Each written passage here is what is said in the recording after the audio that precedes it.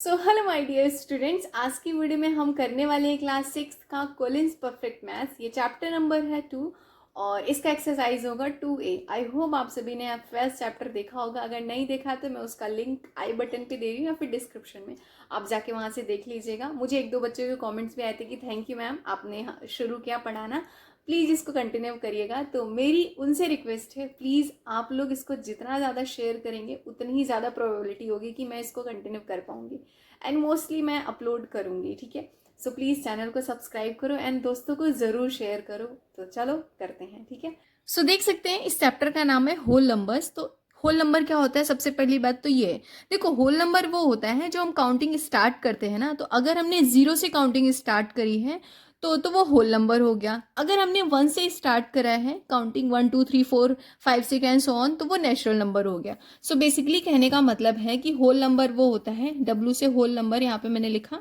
Whole number वो होता है 0 1 2 3 एंड सो ऑन, कितने भी नंबर तक आप काउंटिंग करते जाओ, दैट इज होल नंबर। और नेचुरल नंबर अगर आपसे पूछा जाए तो नेचुरल नंबर 1 से स्टार्ट होता है, 1 2 3 4 and so on.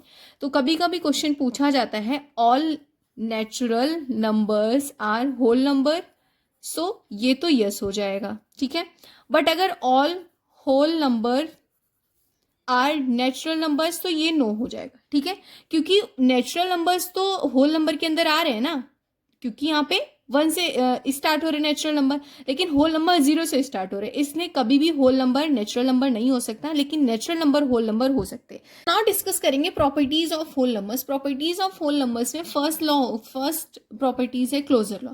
Closure law के अंदर आप किसी दो होल नंबर का अगर कोई अरिथमेटिक ऑपरेशन कर रहे हो, चाहे दो होल नंबर को ऐड करो, चाहे सब्ट्रैक्ट करो, चाहे मल्टीप्लीकेशन करो एंड चाहे डिवीजन करो, वापस से आपको रिजल्ट में होल नंबर ही मिल रहा है। तो दैट मीन्स कि ये जो एडिशन सब्ट्रैक्शन या अरिथमेटिक ऑपरेशन है वो क्लोजर लॉ के लिए ट्रू है। ठीक है, वो उसको फॉलो करता है, क्लोजर लॉ को फॉलो कर रहा है वो ऑपरेशन। ठीक है, अगर वो होल नंबर नहीं आता है तो दैट मीन्स कि वो उसके लिए ट्रू नहीं है। दैट मीन्स कि जैसे subtraction and division closure law को फॉलो नहीं करता, मल्टीप्लीकेशन एडिशन जो होता है वो क्लोजर लॉ को फॉलो करता है।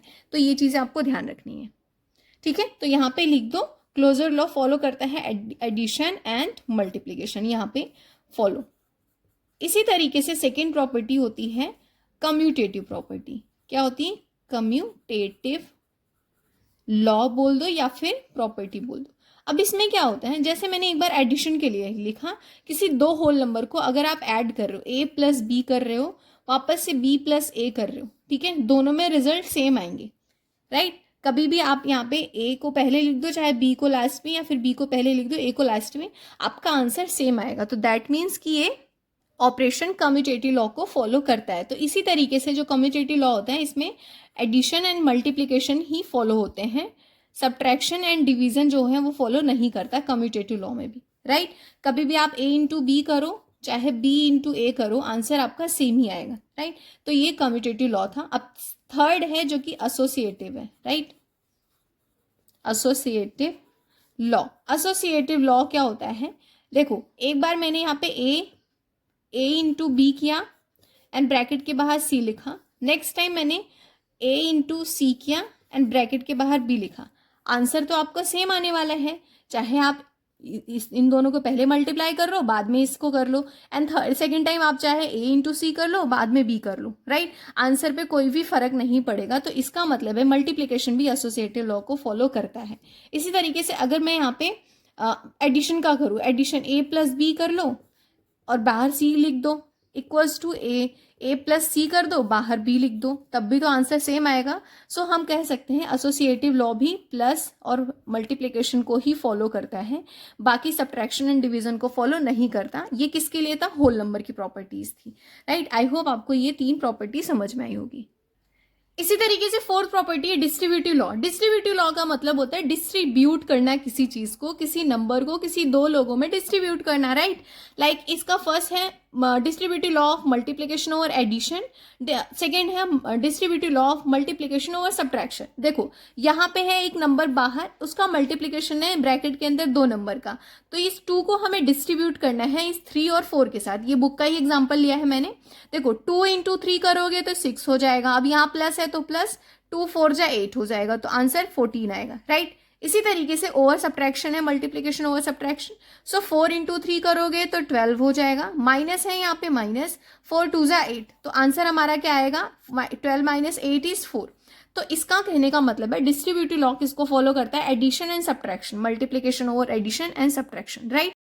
इसी तरीके से कुछ प्रॉपर्टीज होती हैं, जैसे मैंने लिखा प्रॉपर्टी ऑफ जीरो, ठीक है, जीरो की प्रॉपर्टी हो गई। इसी तरीके से प्रॉपर्टी होती है 1 की।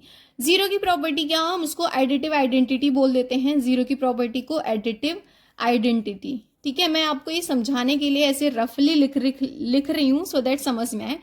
Property of zero additive identity के नाम से जानते हैं। अगर हमने कितने भी बड़े नंबर में जीरो को प्लस किया है तो हमारा आंसर वो बड़ा नंबर ही आएगा, राइट। जीरो का कुछ भी फर्क नहीं पड़ेगा, ठीक है। ये होता है एडिटिव आइडेंटिटी, जिसको हम a+1 इक्वल्स टू a ही लिखते हैं। इसी तरीके से प्रॉपर्टी ऑफ वन का क्या होता है, जिसको हम मल्टीप्लिकेटिव आइडेंटिटी भी बोलते हैं, मल्टीप्लिकेटिव आइडेंटिटी, ठीक है। मल्टीप्लिकेटिव आइडेंटिटी का मतलब होता है अगर हमने कितने भी बड़े नंबर में 1 का मल्टीप्लाई किया है तो हमारा आंसर वही नंबर ही आएगा, ठीक है। लेकिन यहाँ पे जैसे मैंने लिखा 10,000 इंटू 1, सो हमारा आंसर यही आने वाला है, ठीक है। सो ये कुछ बेसिक प्रॉपर्टी थी जो आपकी बुक में भी मेंशन है, आप वहाँ से भी पढ़ सकते हो, नहीं तो मैंने आपको सारी चीज़ें समझा दी हैं। और ये एक डिवीजन एल्गोरिदम होता है जो कि dividend equals to divisor into quotient plus remainder होता है, ठीक है। जब हम आप ऐसे डिवाइड करते हैं ना, देखो अगर मैंने यहाँ पे लिखा 2, यहाँ पे लिखा 6, तो 2 3 जा क्या होता है 6, 3 यहाँ पे आएगा, 6 यहाँ पे 0, सो इसको तो हम रिमाइंडर बोलते हैं, इसको हम क्वोशेंट बोलते हैं। ये हमारा होता है डिविडेंड, ठीक है, डिविडेंड, और ये होता है हमारा डिवाइजर, ठीक है। तो हमेशा ध्यान रखो divisor into quotient plus remainder, divisor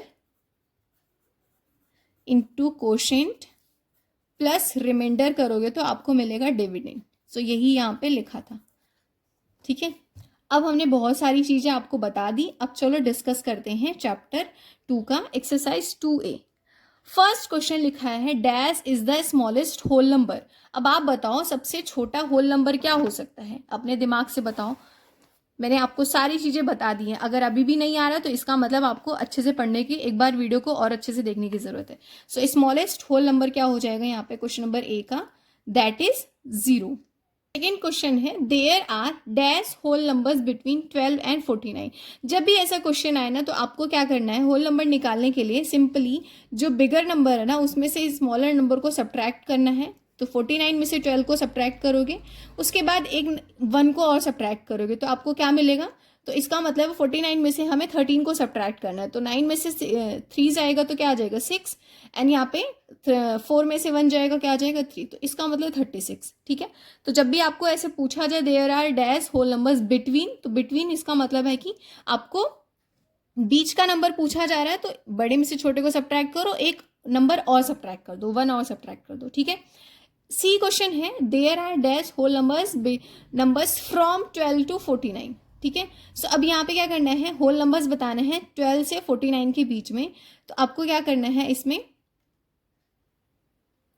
49 minus 12 plus 1, ठीक है। तो जब भी आपको ऐसे फ्रॉम पूछा जाए ना तो सब्ट्रैक्ट करना है, तो 49 में से 12 जाएगा कितना आएगा, 9 में से 2 जाएगा 7, ठीक है, 7 प्लस 1 यहाँ पे 8, इसका मतलब है 38 हो जाएगा। तो ध्यान रखो जब भी आपसे फ्रॉम पूछा जा रहा है तो आपको वहाँ पे 1 प्लस करना है सब्ट्रैक्ट करने के बाद, जब भी आपसे बिटवीन पूछा जा रहा है तो सब्ट्रैक्ट करना है, दोनों में से सब्ट्रैक्ट करने के बाद। तो ये मैंने दोनों तरीके आपको बता दिए। नाउ क्वेश्चन नंबर D है there are dash whole numbers between 1 and 100। Whole number पूछा है 1 एंड 100 के बीच में, तो अगेन 100 माइनस 1, तो यहाँ पे क्या हो जाएगा 98, राइट। अब देखो वही क्वेश्चन आ गया जो मैंने शुरू में बताया था, are all natural numbers whole numbers, क्या सारे नेचुरल नंबर होल नंबर्स हैं, तो यस ये हो जाएगा हमारा आंसर यस। नाउ अब यहाँ पे जितनी प्रॉपर्टी मैंने बताई ना बस उन्हीं के ऊपर इन्होंने क्वेश्चन दे दिया है, वो बताना है। क्वेश्चन नंबर F है 34 प्लस 15 इक्वल्स टू 15 प्लस 34। कौन सा लॉ लग रहा है यहाँ पे, आप सोचो। यहाँ पे मैंने आपको बताया था कभी भी अगर आपने A plus B next time B plus A किया तो आंसर पे कोई इफेक्ट नहीं पड़ेगा, तो ऐसा क्वेश्चन कौन सा होता है, कम्यूटेटिव लॉ होता है। तो यहाँ पे क्वेश्चन नंबर F का आंसर हो जाएगा कम्यूटेटिव लॉ, ठीक है। नाउ क्वेश्चन नंबर जी है यहाँ पे 47 into 18 plus 47 into 15 equals to, अब 47 बाहर है इंटू 18 प्लस 15, तो ये कौन सा लॉ लग रहा है, डिस्ट्रीब्यूटिव और multiplication, distributive law of multiplication over addition, है ना। मैं आपको एक बार दिखा भी दूं चाहे समझने के लिए, ये वाला एक चीज देखो, मैंने जो यहाँ पे लास्ट में समझाया आपको distributive law of multiplication over addition, ठीक है, वही चीज यहाँ पे सेम चीज लिखी हुई है, तो आपको समझनी पड़ेगी। तो जी का आंसर क्या हो जाएगा, डिस्ट्रीब्यूटिव प्रॉपर्टी। सो यहाँ पे लिखो distributive law of multiplication over addition, ठीक है। नाउ क्वेश्चन नंबर एच है, देखो 63 प्लस 82 प्लस 76, अब नेक्स्ट टाइम इन्होंने 63 को बाहर कर दिया, इन दोनों को अंदर कर दिया, तो कौन सी प्रॉपर्टी बताई थी मैंने, एसोसिएटिव प्रॉपर्टी, एसोसिएटिव लॉ या फिर प्रॉपर्टी आप बोल सकते हो, ठीक है। Now I question, division by dash is not defined, तो जब भी आप जीरो से डिवीजन करते हो तो वो डिफाइन नहीं होता है, तो यहाँ पे आई का आंसर सिंपल सा जीरो हो जाएगा।